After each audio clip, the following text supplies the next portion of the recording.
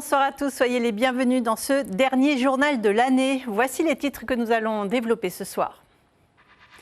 Plus que 5 heures avant de passer en 2026, dans le secteur de la restauration et de l'hôtellerie, le réveillon de la Saint-Sylvestre est un rendez-vous majeur.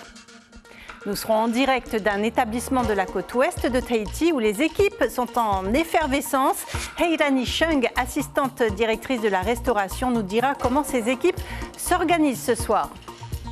Pas question de prendre la route avec de l'alcool dans le sang pour décourager les imprudents. La police et la gendarmerie intensifient leur contrôle ce soir. Les pompiers sont également sur le qui-vive. Coup de projecteur sur la caserne de Pir'e. Turo Uruguirar et Melissa Chong sont sur place. Les habitants des îles ne sont pas oubliés. Le fret aérien permet d'expédier des produits frais. La promesse d'un jour de l'an festif et joyeux. Parmi les dossiers essentiels dont les autorités devront s'emparer en 2026, l'enfance en danger. L'unité d'accueil pédiatrique pour l'enfance en danger de Pir'e attend toujours de signer une convention avec la justice. C'est l'un des thèmes que nous aborderons avec Mayana Bambridge, la présidente du CESEC, et notre invitée ce soir. Le compte à rebours est lancé plus que quelques heures avant le passage à la nouvelle année. Les hôtels et les restaurants sont en première ligne ce soir. Les clients locaux, mais aussi les touristes, attendent ce moment avec impatience. Décoration, animation, buffet de fête, tout est pensé pour accueillir les convives dans les meilleures conditions. Turo Uruguirar et Teiva Ribé ont assisté aux préparatifs. Ce sont les stars incontestées du réveillon, les fruits de mer. Dans les cuisines de ce restaurant, le compte à rebours est lancé. Les équipes s'activent pour préparer le buffet du dernier jour de l'année. On se regroupe avec le staff de la cuisine pour essayer d'obtenir des idées de chacun pour qu'il trouve cette harmonie et de travail en équipe. Décoration et dressage des tables. En salle aussi, les derniers détails sont réglés pour accueillir la centaine de convives attendus. Pour TVRI, 18 ans, pas de fête ce soir, il sera au service des clients. C'est très spécial pour moi de travailler à 18 ans, mais des fois il faut faire des choix dans la vie, il y a des sacrifices à faire, donc ce soir je me sacrifie pour ma clientèle ici. Voilà. Dans cet hôtel 4 étoiles, tout est pensé pour un confort haut de gamme. Buffet de fête, animation musicale, spectacle de danse traditionnel. Pour les clients, pas question de lever le petit doigt. On sera sur notre 31, on a prévu notre plus belle chemise locale. J'espère qu'ils auront ici les chapeaux et les cotillons pour qu'on puisse faire la fête jusqu'à le lever du jour. En Angleterre, il fait moins 5 degrés avec du brouillard et de la neige. Alors forcément, on est très heureux de passer le nouvel an ici, même s'il pleut. Ce soir, on va passer une super soirée, se faire beau et profiter du cadre. L'établissement est presque complet, il ne reste que quelques chambres disponibles et toutes les tables du restaurant gastronomique sont réservées. Au total, près de 450 personnes sont attendues pour ce réveillon. En Polynésie, il faut satisfaire les résidents et également les touristes. Les touristes qui connaissent des Noëls, on va dire sous la neige et très traditionnels. Ici en Polynésie, on a le soleil. Aujourd'hui, on l'a en tout cas, donc c'est bien. Demain sera le premier jour de 2026. Quel que soit le lieu, chacun fêtera ce nouveau chapitre à sa manière. Et est-ce que l'ambiance est au rendez-vous? On se rend tout de suite dans un établissement de la côte ouest de Tahiti, rejoindre Heirani Chung, assistante directrice de la restauration. Bonsoir Heirani, vous recevez ce soir 400 convives. Comment se présente la soirée? Écoutez, on démarre la soirée un peu sous la pluie. Mais pour le moment, la pluie s'est calmée, donc on a de la chance. L'animation vient tout juste de commencer. Nous avons les premiers clients qui commencent à arriver. Donc, comme vous le disiez, nous attendons un peu plus de 400 personnes ce soir au restaurant Tetiari. Et vous avez dû embaucher des extras pour ce soir? Absolument. Donc, salle et cuisine, nous avons une brigade d'un peu plus de 50 personnes qui ont été embauchées pour pallier justement à l'activité qui s'intensifie pour ces jours de fête. Vous proposez un buffet. Qu'est-ce qu'il y a de particulier au menu ce soir? Alors, on ne peut pas passer à côté des incontournables que nos résidents apprécient. Donc, on a des langoustes, des huîtres, des crevettes. Nous avons également du chevreuil et un buffet très complet de desserts.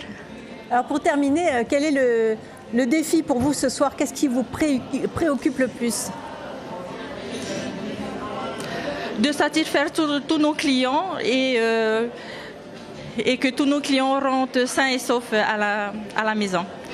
Merci beaucoup, Heirani Chung, d'avoir pris le temps de nous répondre. Merci. On vous souhaite beaucoup. Beaucoup de courage à vous et à vos équipes. Merci également à Teiva Ribé derrière la caméra.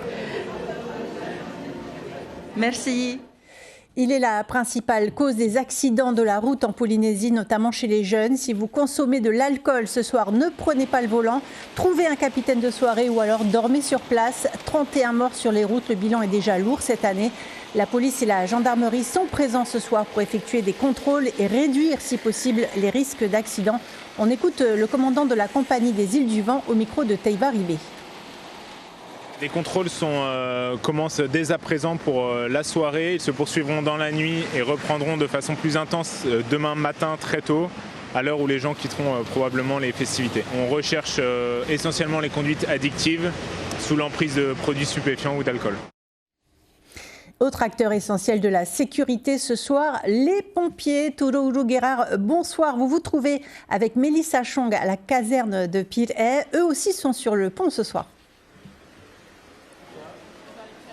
Bonsoir Cybèle, effectivement pour le moment la situation reste plutôt calme mais les pompiers de la caserne de Pir'e restent vigilants. Le soir du réveillon est toujours une période mouvementée.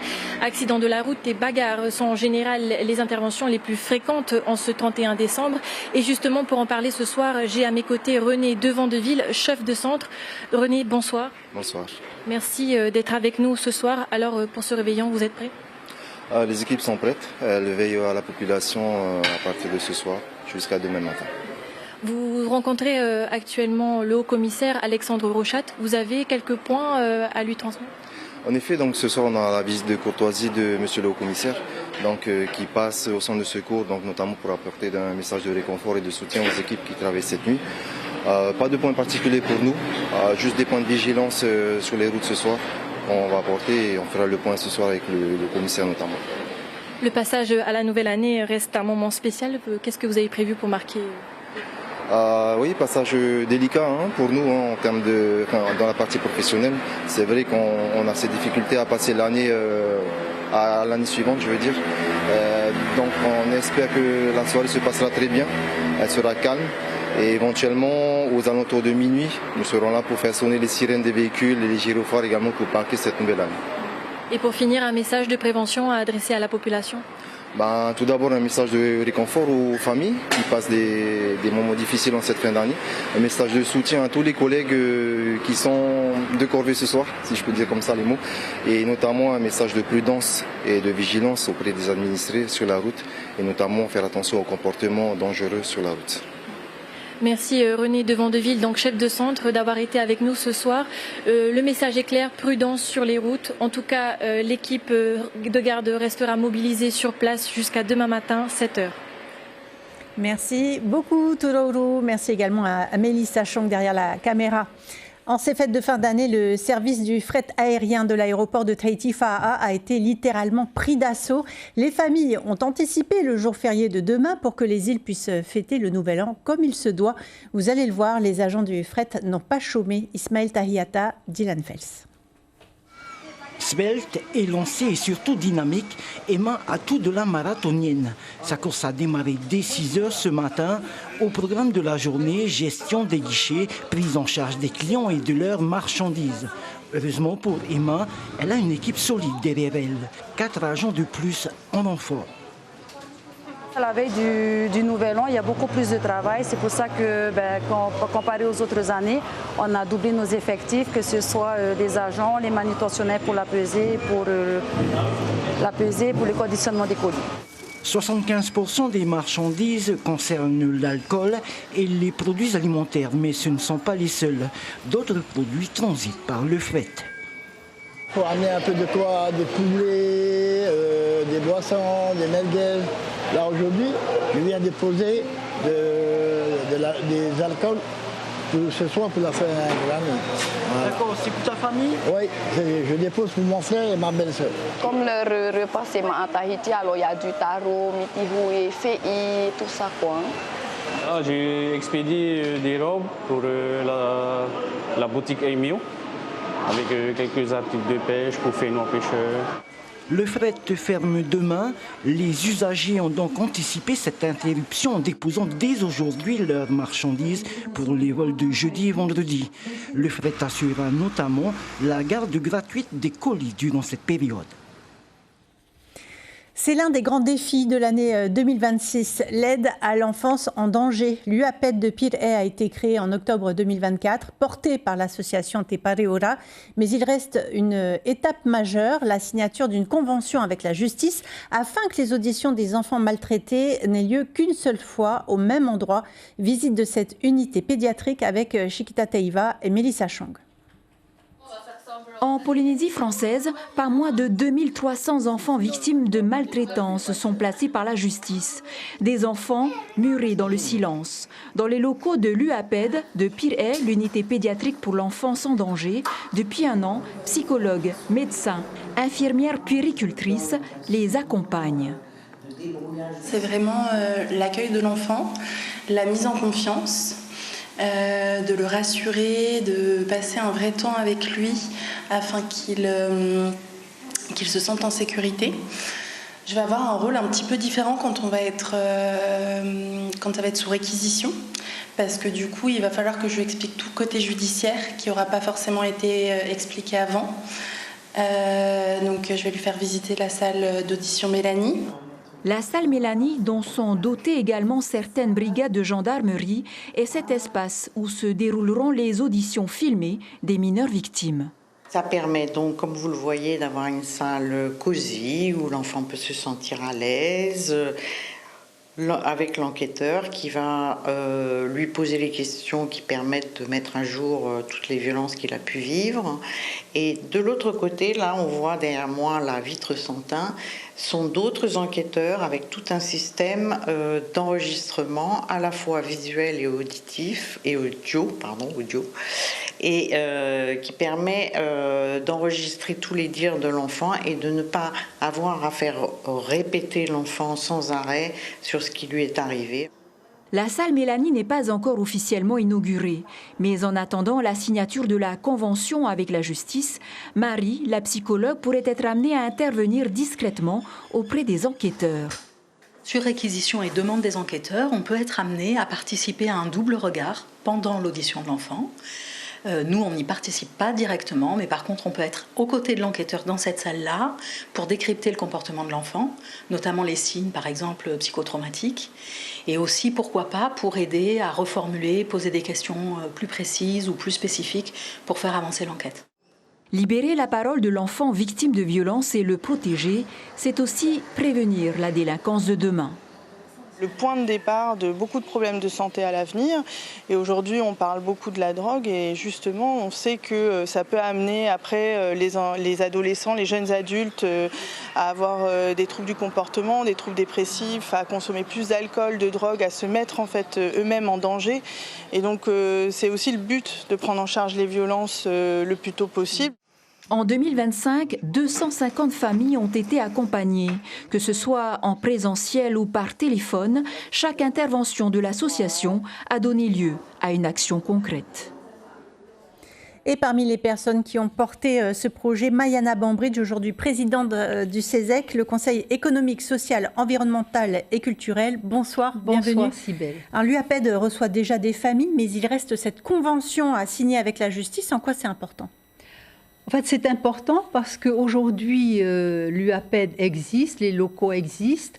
Le problème est que dès lors où les procédures, la convention n'est pas signée entre la justice et le pays, puis la gendarmerie, eh bien, la procédure organisationnelle n'arrive pas à se mettre en route parce que c'est sur réquisition judiciaire que nous intervenons. En fait, que l'UAPED intervient, qui est une structure très médicalisée, comme vous avez pu le voir, avec une prise en charge également de psychologues. L'intérêt de l'UAPED, c'est ce qui a été expliqué dans le reportage, c'est que l'enfant, le mineur traumatisé, n'a pas à répéter plusieurs fois la même histoire dans des lieux différents, à des personnes différentes. Ce sont les professionnels qui se déplacent à l'UAPED et l'enfant ne reste là qu'une fois et raconte son histoire qu'une seule fois. Alors, qu'est-ce qui freine cette convention ? Vous n'êtes pas entendu avec l'État ? En fait, c'est la justice. La justice a créé avec le pays en 2022 ou 2023 l'unité médico-judiciaire au sein de l'hôpital. Une convention a été signée avec la justice et l'hôpital et le pays, le président du pays, pour une prise en charge des réquisitions pour toutes les victimes, que ce soit majeures ou mineures, et avec une subvention de 100 millions de francs pacifiques, qui correspond à un peu plus de 3000 actes annuels. Or, les 3000 actes ayant été largement dépassés, ils sont, je crois, à plus de 7000 aujourd'hui. La justice estime que les 100 millions doivent couvrir le tout, et le pays dit ben non, il faut payer plus. Donc, on est au milieu de tout ça, l'UAPED est au milieu de tout ça pour une prise en charge des enfants victimes qui doivent sortir en fait de ce système de prise en charge. On ne mélange pas les mineurs victimes avec les adultes victimes ou auteurs. C'est le cas aujourd'hui. Et pourtant, des structures similaires existent déjà dans l'Hexagone. Des structures similaires existent, il y en a plus de 80 centaines en France, il y en a une dans les DOM en Martinique, et c'est la seule UAPED qui existe dans le Pacifique. Alors, en 2024, vous aviez été auditionné par la Commission des affaires sociales et santé du Conseil économique et social de France, le CESE. Vous aviez dénoncé ce chiffre. Ici, en Polynésie, un travailleur social suit 75 jeunes. En France hexagonale, un travailleur social, lui, suit 30 jeunes. Alors, qu'est-ce que vous préconisez ? Alors, lorsque nous avons au CESEC, ici, localement, fait l'étude de l'autosaisine sur les ruptures, la pauvreté, en fait, les ruptures sociales en Polynésie, et que l'on a observé ce chiffre, ce que vous venez d'expliquer, eh bien, on préconise d'avoir effectivement beaucoup plus de travailleurs sociaux. Bon, ceci étant, les postes existent. Beaucoup de postes de travailleurs sociaux existent à la DSFE et même à la CPS, mais il manque les travailleurs sociaux en eux-mêmes. Donc le CESEC préconise dans son autosaisine de faire en sorte que l'école d'infirmières qui existe, qui forme des infirmiers localement pendant 3 ans, sur 3 années, soit associée à cette école d'infirmières l'école des travailleurs sociaux, notamment des assistants sociaux, de manière à ce que les postes de la DSFE et de la CPS puissent être pourvus. Et les postes existent, mais il manque des candidats parce qu'il manque des formations. Il n'y en a pas sur le territoire, il y en a, mais de manière très hétéroclite. Et cette école devrait répondre. Donc, on préconisait, une structure existe, de réunir les deux matières. Alors, vous parliez de votre autosaisine, de ces rapports du CESEC. Vous vous battez pour que ces rapports que vous produisez fassent avancer les choses. Le rapport sur la pauvreté, donc, que vous avez cité, est-ce qu'il est utile, par exemple, aux institutions ?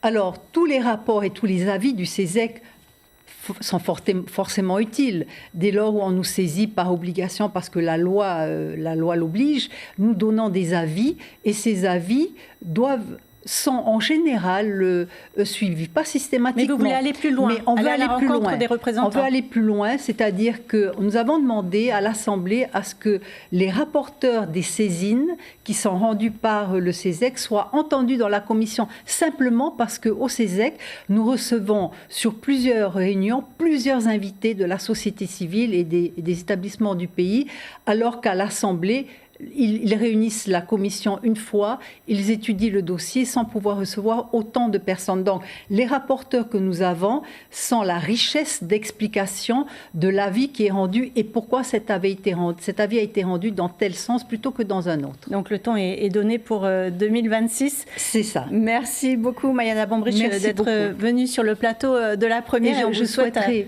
je souhaiterais, avant de terminer, souhaiter les vœux les plus sincères de paix, de sérénité, de santé au titre du CESEC à l'ensemble de la population de la Polynésie. Et on allait vous souhaiter un bon réveillon. Merci beaucoup, Mayana Bambrich. Fernand Ro'omat Aroa nous a quittés ce matin à l'âge de 64 ans. L'ancien directeur d'école, il a été ministre de l'Agriculture sous le gouvernement Tong Sang et représentant à l'Assemblée. Une veillée est organisée demain soir à 19h à l'église adventiste de Punaouia. Son corps sera rapatrié à Rurutu vendredi. En ce dernier jour de l'année, ne manquez pas les contenus marquants de 2025 sur les réseaux sociaux de la Première. Mois par mois, Isabelle Berthaud revient sur les informations qui ont touché nos audiences. Un flashback émouvant à retrouver sur notre site et nos réseaux. À ne pas rater non plus ce soir, les Voix du Fénois. Il s'agit d'un concert enregistré à l'occasion des 60 ans de la télé en Polynésie. Parmi les artistes présents sur scène, Teiva Ilse, Guillaume Matarere, Teiho Tetofa, entre autres. Une émission présentée par Maruki Duri et Vai Malama Chavez. Regardez cet extrait.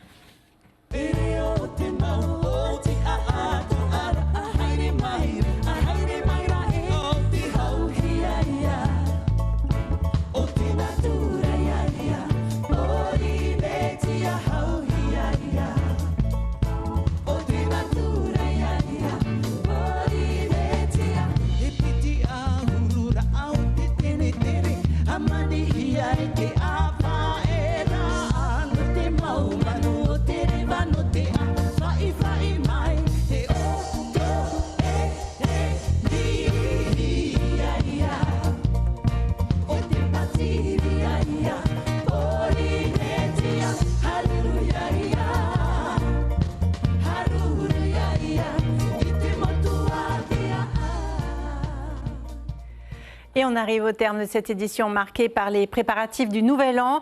Dans l'un des établissements de la côte ouest de Tahiti, ce sont 450 couverts qu'il a fallu préparer. La police et la gendarmerie surveillent les routes pour limiter les accidents. On fait la fête sur la Première ce soir. Au programme de votre soirée télé, l'émission Les Voix du Fénois sera suivie du concert Fénois Live. Toutes les équipes de la Première se joignent à moi pour vous souhaiter un excellent réveillon. Mais nous vous rappelons aussi cette consigne de prudence. Ne prenez pas la route si vous avez consommé de l'alcool. À demain sur la Première. Toute la famille ici sur Tahiti, dans les îles, en particulier les parents à Ariatea, mon frère qui va aller sur Wahine, et à tous mes amis en Polynésie, il y en a qui sont sur Rangui, il y en a à Bora. On les embrasse et on leur souhaite plein de bonnes choses, prospérité, réussite et surtout la santé.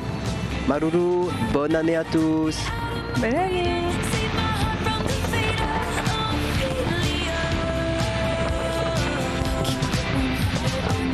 Je souhaite à toute la Polynésie française une très bonne année 2026. Bye. Je vous souhaite bonne année.